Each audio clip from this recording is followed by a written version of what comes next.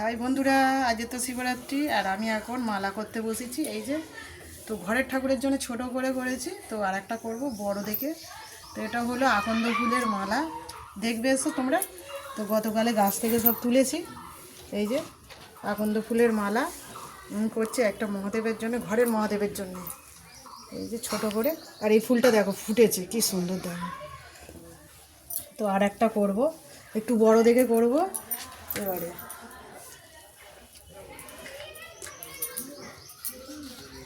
তো নিয়ে তো মালাটা গেঁথে তারপর ঠাকুরকে পুজো দেবো, তারপর মন্দিরে যাব ঠাকুর তোলার বাবা বড় কাচারিতে। তোমরাও চলে এসো। স্নান করাও হয়ে গেছে। এদিকে কি দিদি দিদি পুজো দিচ্ছে। এদিকে আমাদের অর্জুন দেখো ঠাকুরতলা থেকে আপেল নিয়ে এখন খেতে বসছে। এই যে